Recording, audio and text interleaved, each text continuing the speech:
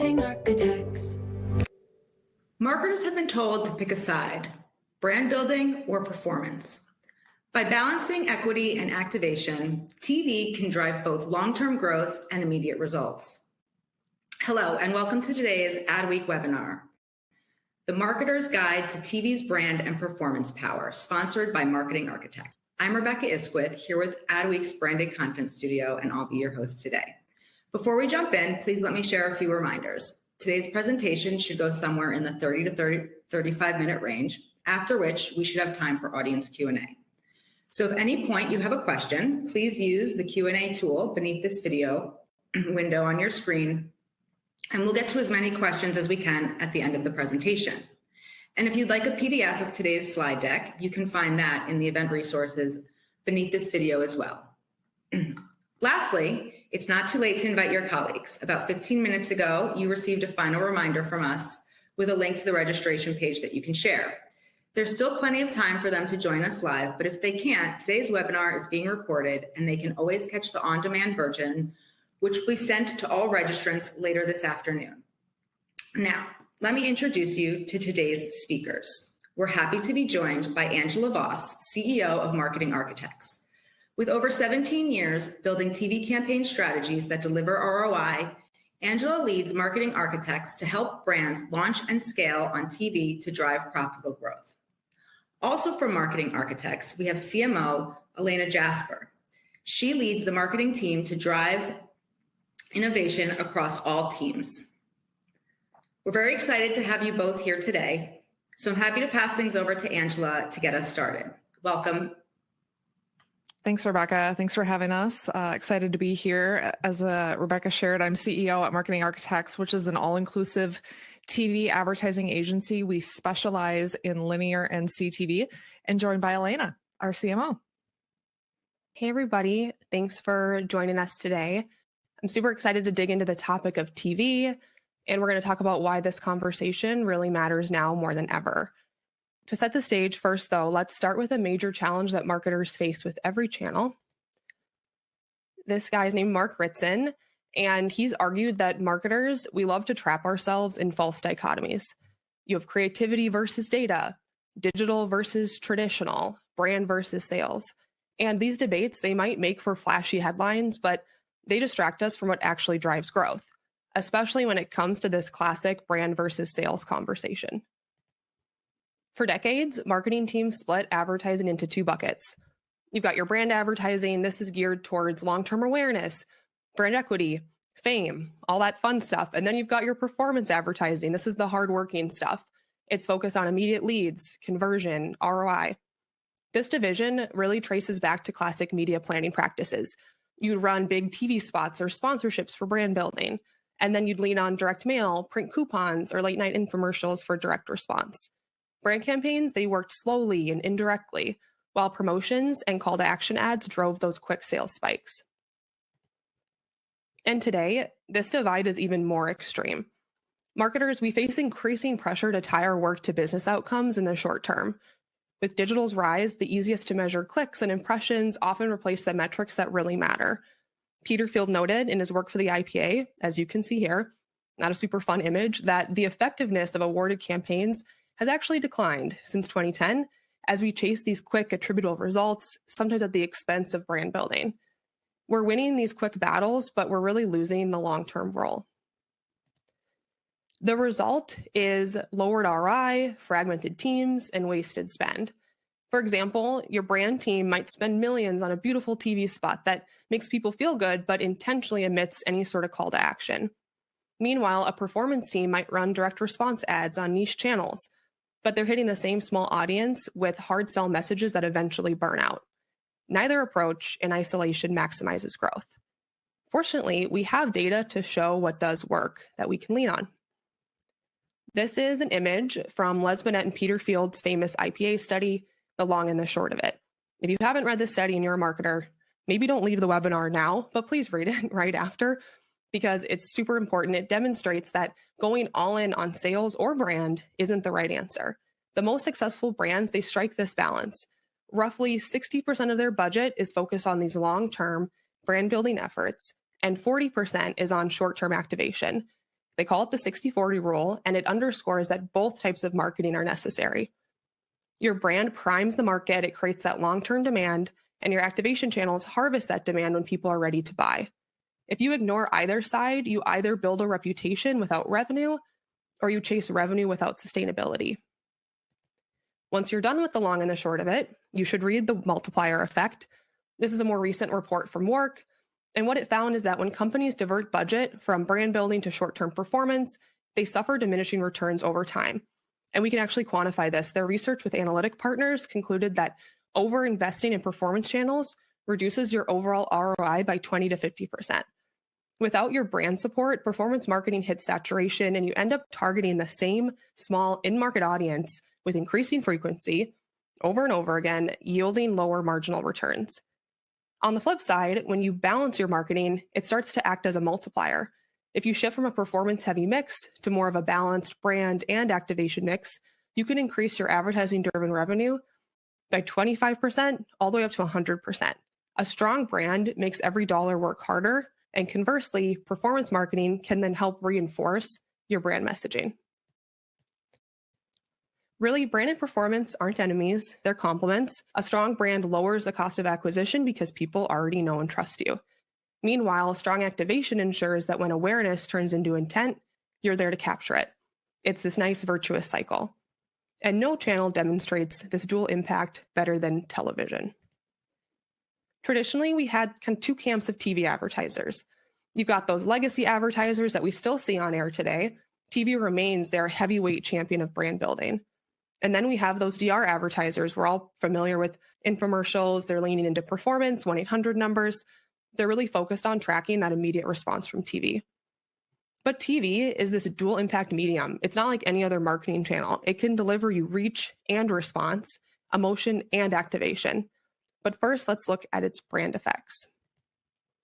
Even as consumer viewing habits shift, TV stands out for its ability to capture and hold attention. Research by Dr. Karen Nelson-Fields finds that most online video ads fail to meet the 2.5-second active attention threshold needed to imprint on memory, which that's kind of sad. By contrast, the average 30-second TV commercial generates over 15 seconds of active attention, a huge difference. And those extra seconds you get when you put an ad on TV, that's when your branding elements, your narratives, your call to actions, they actually have time to register in somebody's brain. The attention on TV is also more continuous and stable over time. But even beyond attention, TV engages on a deeper level through emotion. It doesn't just get eyes on the screen, it engages hearts and minds. Decades of studies have shown that emotional advertising is key to long-term brand growth. It's not debated anymore. TV's sight, sound, motion, full screen experience is ideal for eliciting emotion. Campaigns with strong emotional content, created through relatable characters, tension, strong narratives, are more effective than those with rational messaging. Ads that evoke feelings, they tend to grab attention and stick in memory. So when the consumer is next in market, your brand becomes top of mind. And when you connect emotionally, recall skyrockets. According to Comcast and Media Science, TV ads resulted in 2.2x higher ad recall than mobile ads. Overall, brand recall more than doubles when a consumer sees both a TV commercial and a digital ad for the same brand, as opposed to only seeing that digital ad. And unfortunately, brand trust has been on the decline for years. There are countless reasons for this, from growing competition to increasing scrutiny on social media. But regardless of why, the outcome's clear. If you have a lack of trust, it's not good for your business. One PwC survey reported that 44% of consumers have stopped buying from a brand because they didn't trust it anymore. TV can help with this. You'll notice in this chart that TV ranks #1 for trust among marketing channels. But if you look at all those top channels, they're typically traditional media. That includes cinema, radio, newspaper, and out of home. So based on this information, I think most of us would agree that TV is a strong brand building channel, but don't count it out for immediate response. TV has been a direct response tool from the days of 1-800 numbers flashing on screen, and we think it's actually even more so a response channel today. With viewers watching TV, typically with a second screen in hand, an ad can send people directly to your brand's website within seconds. Modern TV campaigns are increasingly designed to capitalize on this instant response capability.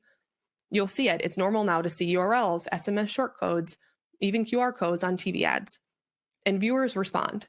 Nielsen has consistently shown TV to be a top driver of short-term sales, often the first or second contributor to sales among paid media for consumer goods. And according to WARC, TV drives a larger impact on sales than video ads seen on YouTube or Facebook. ThinkBox has found that TV advertising doesn't just drive people into stores over time. It makes other response channels more effective. This is one of my favorite visuals of all time. Viewers, they frequently pick up their phones to search the brand they just saw on TV, which turns TV into this top of funnel stimulus for lower funnel channels. In this way, as you can see here, TV amplifies other channels. It's not in opposition to the rest of your marketing mix. Best of all, response driven by TV comes with the benefit of brand storytelling that pre-sold the customer. This is actually our own data. One of our clients, an e-commerce company, saw major brand and sales impacts within just weeks of launching their first TV campaign with us. Their national aided awareness jumped triple digits, while new customers increased so fast they set a company growth record. But those customers driven by TV, they weren't just one and done. They were highly retentive. They had a 20% higher lifetime value than customers driven by their other marketing channels. So TV really is this brand and performance channel. So with that foundation set, let's shift to the practical side. We're going to talk about how to build campaigns that deliver both brand and sales. And for that, I'm going to hand things off to Angela. Thanks, Elena. Yeah, so let's go into some application and execution. Elena is our resident expert on marketing effectiveness. Definitely reach out to her on LinkedIn. She frequently has great conversations with folks about what truly drives performance. But getting into it a little bit here, moving into application, how to build TV campaigns that do both. What we've seen is that brand-only efforts can be very creative and fun, but they can also drift into indulgence, and performance-only efforts without enough creativity and storytelling and emotion can really plateau and limit long-term growth for brands. And that's why we recommend this middle path, which is the and approach. Think of it as creative accountability, creative that inspires, but also proves its worth in business results. So what does it look like in practice for advertisers? Over the next couple of slides here, we're just going to walk through a playbook covering targeting, media, creative, and measurement that shows how to build TV campaigns that deliver both brand and performance. First, you're going to want to start by rethinking targeting strategy. It's a divisive topic. Think bigger, aim wider. When we say that, we're talking about breaking free from the obsession with precision at the expense of scale. Too many marketers today are thinking smaller, targeting tighter, chasing only the 5% of buyers who are in market right now. The data tells us a different story. The 95-5 rule reminds us that 95% of buyers on average aren't shopping today, but they will be in the future. Brand building only works if you reach them too. So think bigger means stop treating your audience like a bullseye and start treating it more like a horizon. And an aim wider means, using scale, real, efficient, targeted at the category scale to make your brand easy to buy, even when those future customers, so that eventually, they'll enter the market and choose you. As an example, I'm going to look at B2B brands. They tend to have niche audiences, and many times B2B brands are caught in this trap and have that bullseye in mind versus the horizon. Imagine you sell project management software. You typically target IT professionals. One day an IT lead searches your category and clicks on your site. What we need to consider is that most B2B purchases involve 6 to 10 people. And in this case, perhaps the CFO prefers a different supplier, maybe a brand that they know of already, and they end up going with a competitor. You reached the user, but not necessarily the decision maker. And that's the risk of targeting too narrowly. Your real audience isn't just active buyers, it's also the influencers, the recommenders, and the light buyers who shape tomorrow's decisions. And this thinking is backed by decades of marketing effectiveness research. Byron Sharp's findings in How Brands Grow show us that most brands' buying curves exhibit this flipped ice hockey stick shape, showing the largest group of category buyers often consists of non-buyers or those who buy the brand very rarely. Heavy buyers, of course, are valuable, but they constitute a much smaller portion of the buyer base. And so that means if you only aim to secure those heavy buyers, you're leaving massive growth on the table.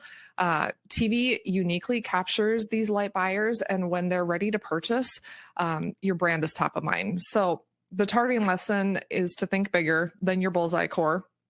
TV is able to attract light buyers who drive the bulk of your revenue anyway, while dramatically increasing awareness across the board. Moving into the second point, let's talk about how to rethink traditional media buying practices to bring a greater advantage to your brand. A basic rule of investing: if you spend more, you're going to need a greater return to make it worthwhile. If you spend less, even a smaller return can be a good move.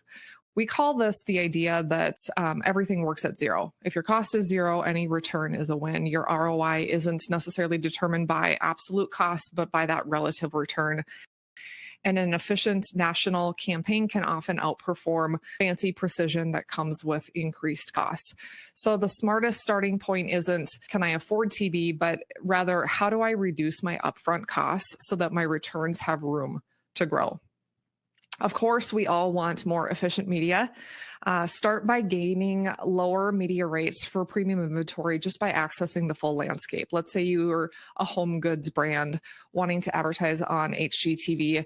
You can participate in traditional media buying opportunities like the upfronts, purchasing directly from HGTV, but it will likely mean overpaying for that inventory because of HGTV's premium nature, and that niche appeal. Airings can be expensive. And when it comes to snagging that airtime, you're battling direct competitors trying to reach that same audience. So ideally, you find the inventory either on an opportunistic basis at a much lower rate. And then additionally, consider that your potential customers watch dozens of other networks and publishers, all of which offer media at various price points. We just need to find them. This really lets you take an audience first approach to media buying rather than a network or publisher first approach. And that flexibility is often where we see brands unlock the biggest efficiency gains. This is also where technology comes in. The space has gotten very fragmented.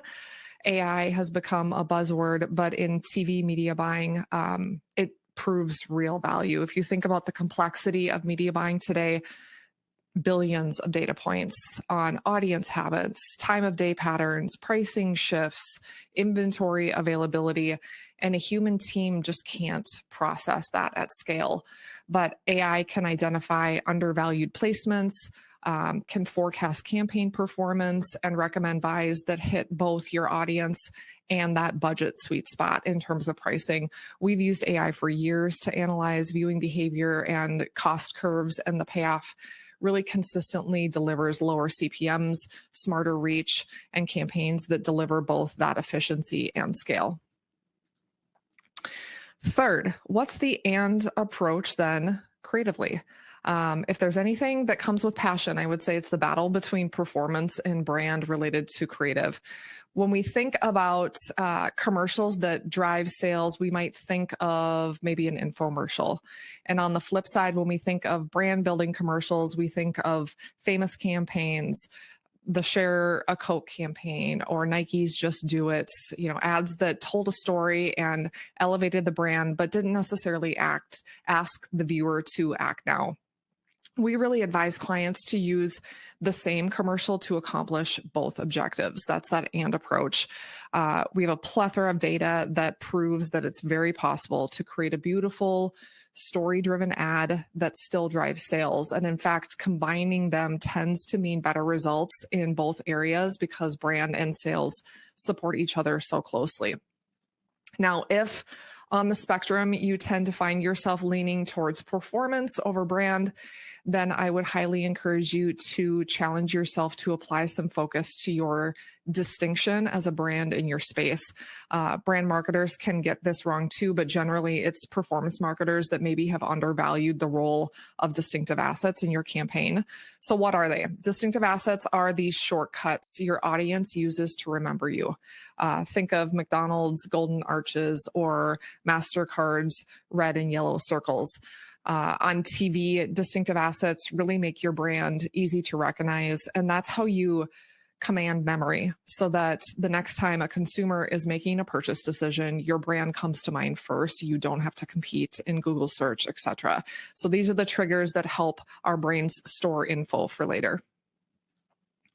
And this one is for the brand marketers to think about because this is often missed or intentionally avoided, as Elena said earlier.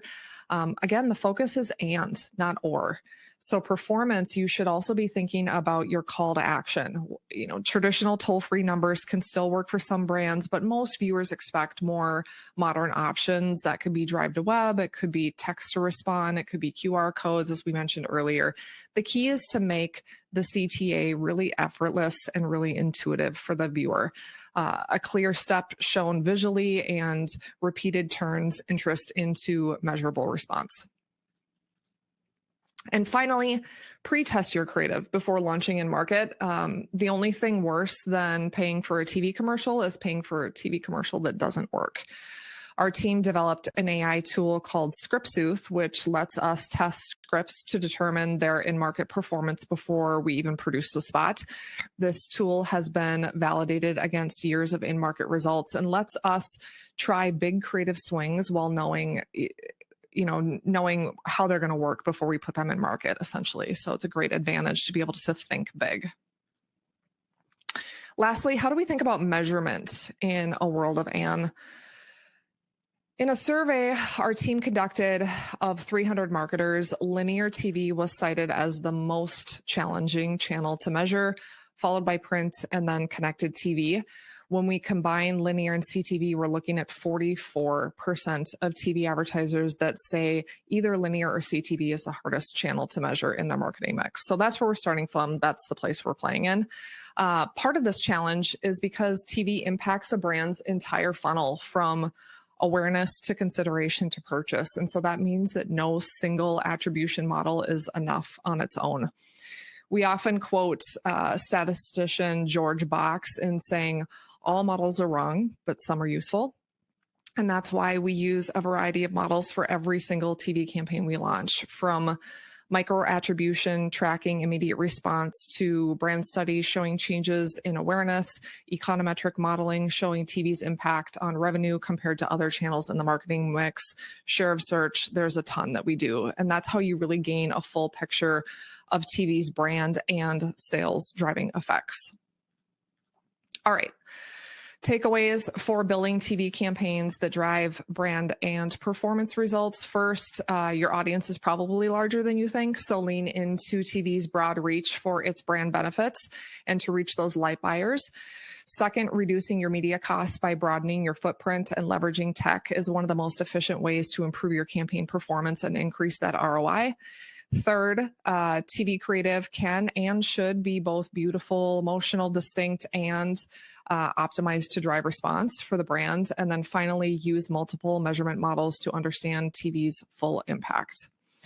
We appreciate everyone's time today. If this was interest, we just released an original research report in partnership with WARC that goes into a lot more detail on the evidence behind TV's brand and its business impacts. You can check that out by scanning the QR code that you see on screen here, or you can visit us at marketingarchitects.com/full funnel. And I will turn it back to Rebecca.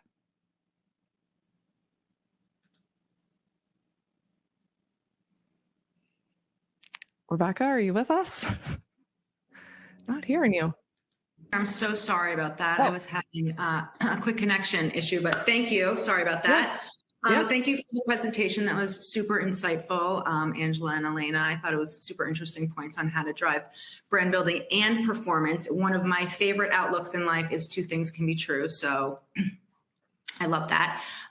We are going to jump into some audience Q&A really quickly. I just wanted to give a few housekeeping reminders before we jump back into it.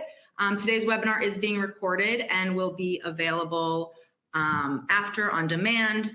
While I'm giving these reminders, if you have any additional questions, the Q&A tool is below our video box down below, so please pop those in to make sure we don't miss them. And if we do not get into any of your questions, we will be passing these along to Angela and Elena. They will have time after today's webinar to respond to those offline.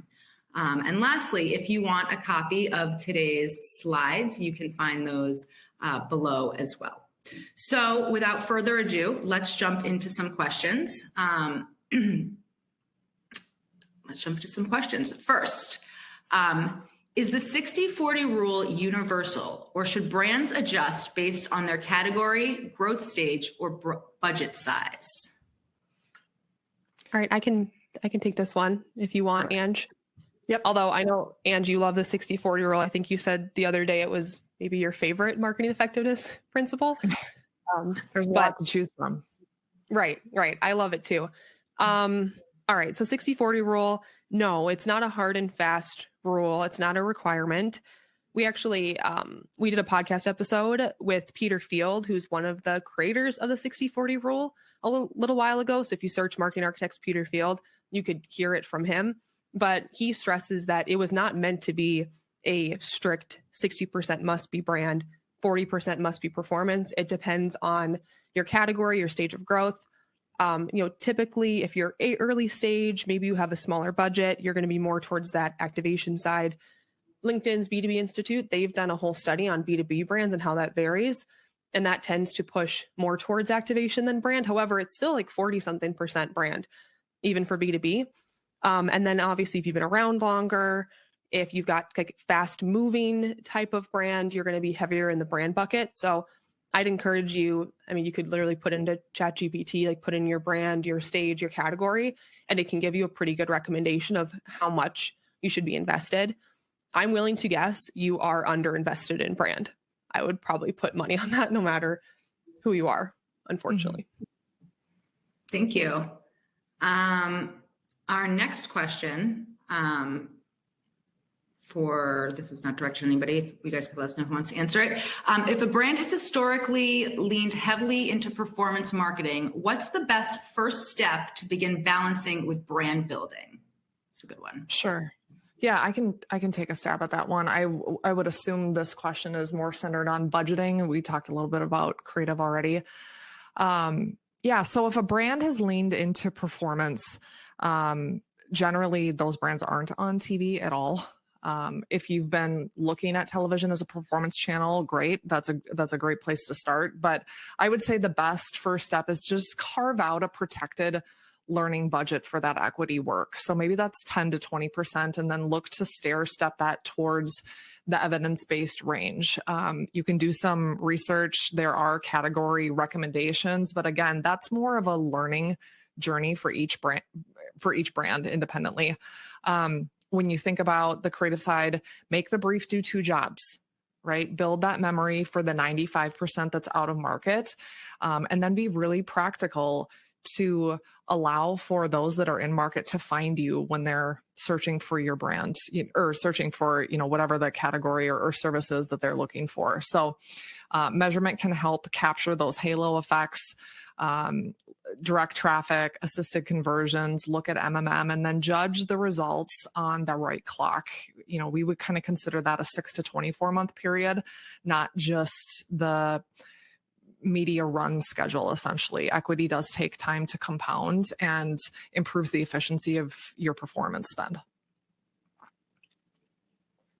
Thank you. We have another one that kind of, I think, ties a little into that question, or is a good follow-up onto that. What is an example of an ad that brings together brand awareness and performance marketing? I guess an ad or maybe a campaign that you guys could think of. Sure, I can take that one. We have a podcast and we talk about this a lot, the Marketing Architects, where the entire thing is focused on marketing effectiveness. And we talk about Sundays with football a lot because the insurance category has this done really well and you see them back to back. So an example I would give would be Progressive's Becoming Your Parents campaign. It is very clear what they're trying to do there. It's very practical. There's CTAs that are on screen, and yet they're consistently telling a story. The campaign has been on air for a long time, so they're not jumping from idea to idea. But yeah, the insurance category has done this really well. Of course, we've got campaigns that we've done this really well for our clients too, but that's one that I think probably most people recognize. Great campaign. I love that one. Cracks me up. Thank you. Next one. We have time for a few more. Thank you to everybody who's submitting them. They're still coming in. So just as a reminder, please keep sending them in. We're adjusting as we're talking live. So the more that come in, we'll get back to whatever we don't hit. So next, With AI reshaping so much of marketing, where do you see the biggest opportunities for AI in TV? Sure. I can take that one, Elena, if you want me to. Yep. I think a ton of opportunity to unpack. As I mentioned earlier, we have been using AI to plan, buy, and optimize media since about 2018 and have continually outperformed traditional buying methods for our clients in doing so. I also mentioned our creative pre-testing platform, ScriptSooth, which uses synthetic audiences to predict best performing strategies. One I didn't mention is the use of AI for creative production, obviously, is sort of obvious, as well as mass customization at scale, which can just be a massive unlock for brands. You know, historically, TV was powerful, but really rigid, expensive, slow to adapt. And a lot of that is related to creative. AI has made it possible to keep the craft and add speed and flexibility. So tools like Runway, Midjourney, Sora can help us generate or edit video screens almost instantly, swapping out backgrounds or changing actors or localizing dialogue without reshoots. 11 Labs and Descript, allow for brands to adjust voiceovers or personalize messages dynamically for different audiences. I would say we're not at a place where AI can be used for all ideas, as it does still have some limitations, but we are at a place where AI can execute ideas that we would have likely have never produced in traditional ways. And that's super fun. That allows for a lot of new opportunity for us. Awesome. Elena, did you have anything you wanted to add to that? Or No, I think Ange captured it better than I ever would. Thank you. Wasn't sure. Thank you to the person who asked this. I was actually curious of the same thing. When you're referencing TV, does this include streaming, i.e. CTV, OT, or just linear? Yeah, I can take that one, Ange. We were using TV as sort of, I know it's confusing. There's a lot of different words for it. Umbrella term. We buy linear, connected TV, and OTT for clients. But I will say, if you have questions about a specific data point here or some of the research, some of it includes all forms of TV, and then some of it is more like broadcast cable. So, but when we say TV, we're talking about all kinds. But if you had a question on like specific data or some of the research we shared, it might vary according to what it was. Perfect. Thank you. Next, what would you recommend for a new brand that wants to build sales quickly, but has a very limited advertising budget? And I have a hot take, maybe not a hot take for this. Give it. Let's do it. I think if you're a new brand and you have a very low budget, you should not do TV. I think you should start with digital and build up your business over time. I don't want to say we've broke businesses, but we've had a limited number of clients that have came to us, and TV, they were just not ready for the power of TV, what it can do for you. They weren't ready to look long-term, look at the full funnel of TV's effects. So I would say start with digital, build your base there. CTV offers a way to get into TV at a lower cost if you're looking to play around with that, or OTT. But I'd say if you're going to do TV, you should be bold and go all in. So I'd say if you're an early stage brand, probably wait until you're ready. I think that's good advice.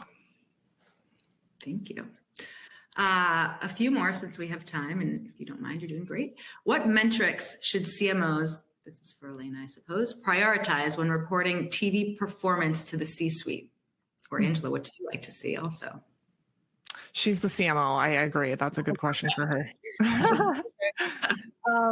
All right. Neither of us are analysts, but I will say as an agency, we talk about measuring TV in both the short and the long, which comes back to a marketing effectiveness principle. You'll find a lot of what we do as an agency is rooted in those principles. So if you're reporting on TV, what I would do is I would be prepared to look at all different effects. So you could have your short-term web traffic spikes, search volume, orders, ROAS, kind of those short-term metrics, but make sure you've also balanced them by looking for the long. We love measuring share of voice, share of market over time, love running brand studies, looking for branded traffic changes over time, just revenue growth, being open to looking for signals of those longer term channels as well, but also having the patience to wait for them, because it's not the type of thing that's going to happen after 1 week on TV. But we'd really recommend, if you're going to invest in TV, use it for what it's great at, which is both the long and the short.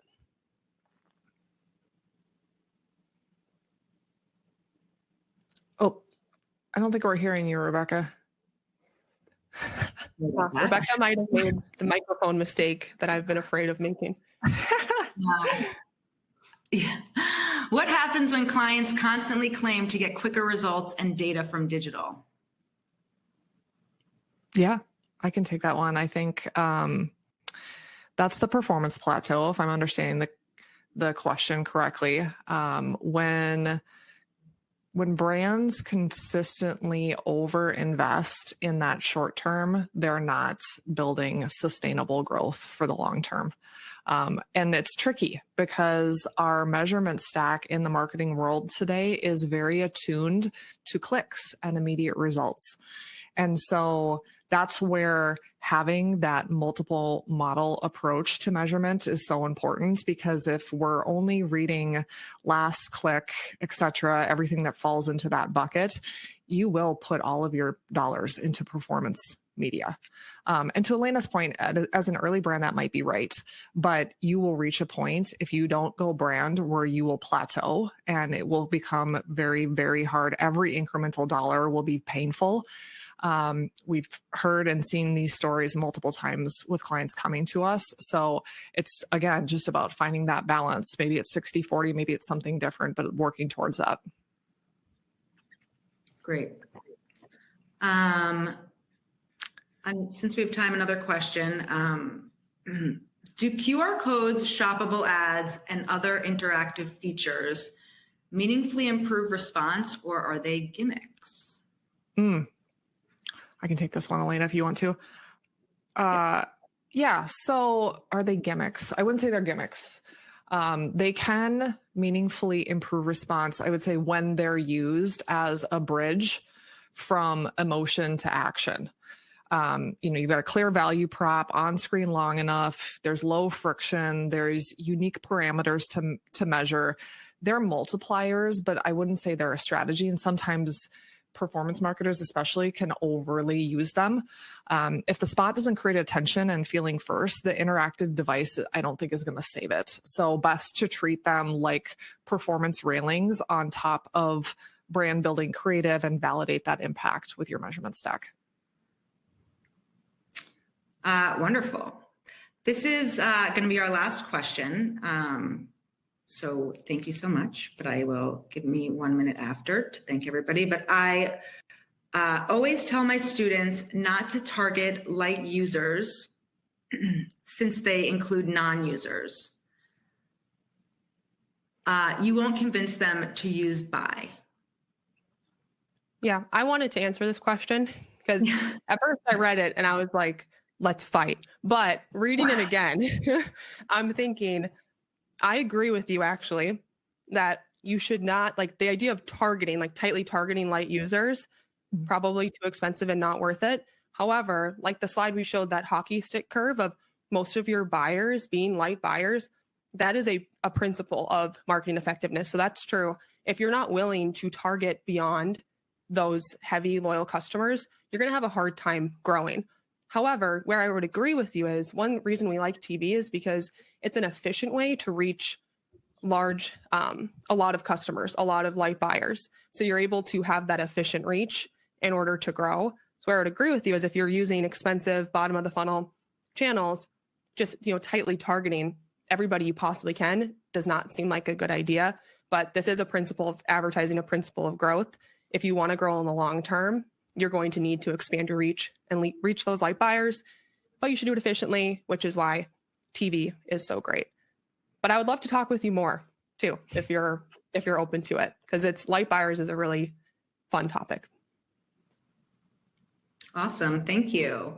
That's the time we have for questions. I'd like to thank Elena and Angela and our speakers, our sponsor, Marketing Architect Mostly.